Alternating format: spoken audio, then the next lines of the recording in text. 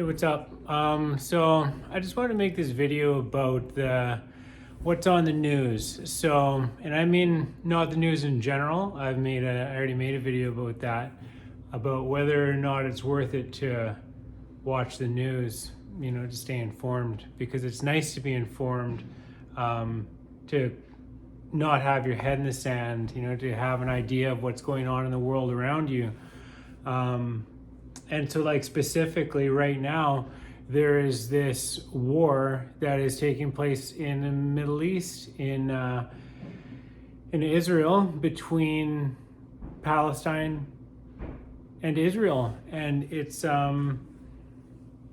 it's a heated topic. I mean, war in and of itself is ugly. I mean, like, killing, death, it's horrible that anybody would have, need to fight just for their basic needs, like to fight for the right to live, to just to exist in a territory that is being encroached upon or whatever. And so it's like, it's a really hot topic. I don't talk with people about it because it's I find that like there's two sides to every story, for starters. And the story that I've always known for years, it's been more along the lines of how Israel has been encroaching on Palestine, how the Palestinians have had their land become occupied more and more and more until they're just being like pushed into smithereens. And it's all of this stuff it's tied up with the wars, like the world wars. And as we know, that the Jewish people were persecuted, and that it's pretty horrible. I mean, there's another part of it is how, like, there's a lot of, I've been traveling in the Middle East, and like, say, if there's some countries that if you have a stamp in your passport that says that you have been to Israel, they will not admit you because they do not agree with the situation and what's taking place and whatnot. So it's complex. I mean, and even just saying that, like, the story goes a lot farther back than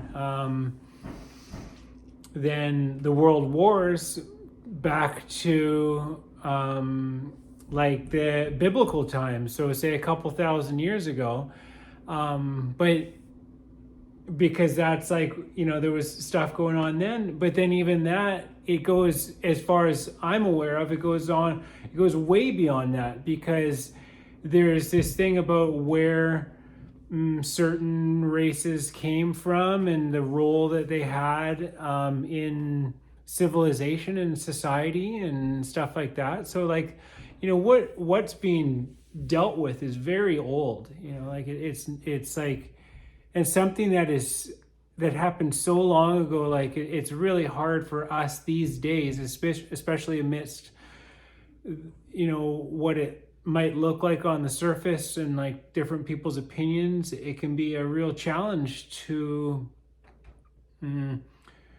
understand, like the origins of where this came from and why and how it developed and how it turned into what it is. I mean, I suppose the way that I look at it myself, and the way that I reconcile some of what I see, and I don't mean I watch the news, but I mean, like, I'm aware that it's happening and I catch glimpses of it and on. It's just that there's some pretty rough stuff going on over there. I am very careful for myself not to point fingers. It's like, I don't know unless you really know.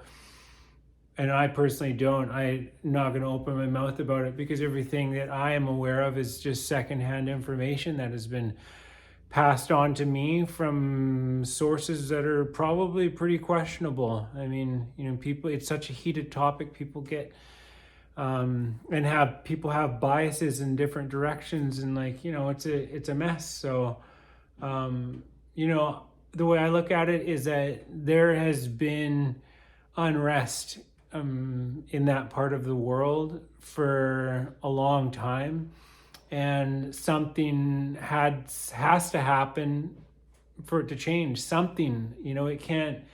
I think that we're moving towards a more harmonious way of living. We are evolving as a species, as a society, but the question is, how do we go from what happened that got us here to where we're going to go and beyond?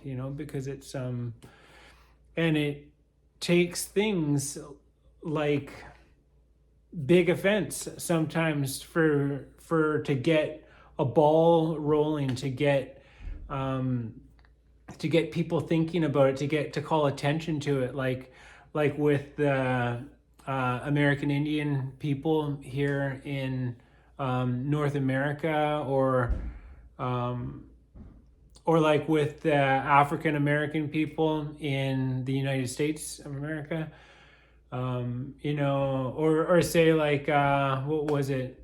There was a nuclear meltdown in Japan, and it took a disaster where life is lost, and it's just catastrophic and devastating and sad for people, for whatever it takes, for whatever it takes to cause shifts to occur in our society, so that we can,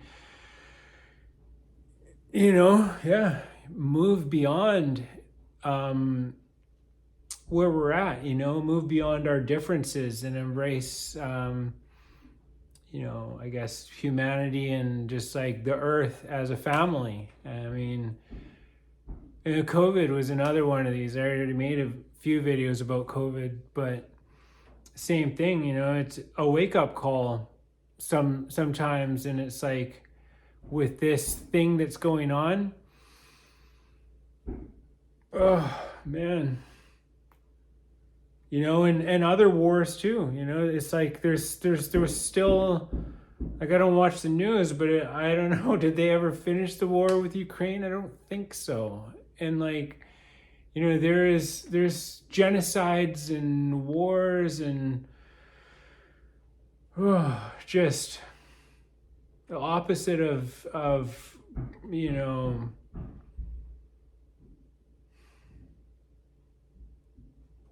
just sad stuff going on all over the place. But also, things happen. It was like when Will Smith smacked Chris Rock. I mean, it was horrible to see that, for him to think that it was okay. And, my first exposure to it was somebody's reaction that thought it was super cool. And it's just like, that's not cool, but it got people talking about it, and that was the thing. I mean, it brought attention to it, this attitude, and it brought things up, just like COVID did, and just like, and some of these issues are fairly complex. I mean, especially this one with Israel and Palestine right now. It's huge. I mean, it's probably, you could damn near say it's like why it's essentially unresolved, because, when a mess is so big and has been going on for so long, how do you bring it to a stop? How do you heal it and move past it? Like how they did in, I think it was like South Africa with like apartheid, and the problems that was there, and instead of, because there were so many people that were involved in it, they're like, okay, well, how do we move past this? And it was like, well, what are you going to do? Lock up half the country, everybody that was, convicted of a crime? And instead they put as far as I understand, this is secondhand information for me, but they put the system on trial, and everybody just had to come clean about what their part was in it and how they got caught up and carried away. And like, Just imagine, like, if you were on either of these sides and it was just what you were essentially brainwashed. It's the story that you were fed. It's what you were told. It's how you were, and you buy into that stuff. I mean, especially when it happens from a very early age. You don't know anything but what your parents tell you and kind of the way of life that you've been shown. And it's what do they say? It can be quite difficult to go against the grain. Especially with, in some cultures, it can have serious repercussions other than like your parents disowning you or something like that for you. Like, that's one of the things I heard this guy talk about. One of the things that makes the United States great is they have freedom of speech, is that you can speak out against the government. You can say the things that you need to say, and you're free to do so. Everybody, every single person who is a citizen of that country, it is their right, protected by an amendment, to speak. It doesn't always work out like that. I'm not saying that it does. I would say there's like still all kinds of atrocities that take place in there, and there's secrecy, and there's cover-ups, and yada yada blah blah, right? Like, not making it out like it's perfect, but it's like kind of there. And yeah, so yeah, I don't know.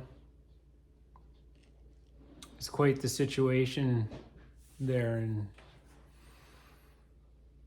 when I went to the Middle East, I went to Jordan, went to like the Dead Sea and stuff like that, and went into Egypt, and well, that's Northern Africa. But like, I met a lot of really nice, loving people, Muslim people who prayed 5 times a day and believed in God and took care of their families and things like that. And I think fundamentally, people are good. They just got some, like I said, people get caught up and carried away, and there's manipulation. There's an issue with the news. There's a TV sitting there, is why I point at it. It's just because it's like the news, broadcasting corporations, they're known to be owned by, like there's like one guy or company group of people that have a monopoly on them, and like they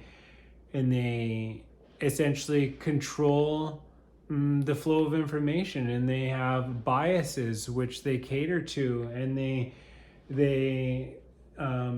create certain images, and they're known to be untrustworthy. They're known for what do you call it? I don't know, manipulation of perception.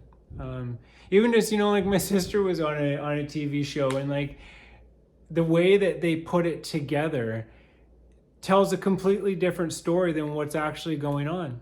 It's and they portray things get dramatized, and it's just like, not downplaying anything that's happening in any country, any genocide, any war, any thing that's going on, any military, anything. But yeah, you just have to be careful with that stuff. And yeah. I guess the other reason that I don't pay attention to it as well is because for me, I don't know if the word is like, or the phrase is bought into, but as far as like a spiritual understanding, my understanding is along the lines of, so everything is happening for a reason, and it's something that needs to take place in order for us to move forward. It's something that needs to be addressed, like it's important, as difficult as it is to see, and can't even imagine what it's like to be a part of, or to know people that are caught up in that more directly. What was I saying? Just I guess the spiritual side, it's like, I understand life to be a dream-like thing, and it's like a mirror. You cannot change what's on the mirror by doing anything. You need to change yourself, and then the mirror is forced to change, because that's how it works. That's essentially what you're dealing with, and it's hard to explain that to people because it just doesn't seem like that, right? It's not.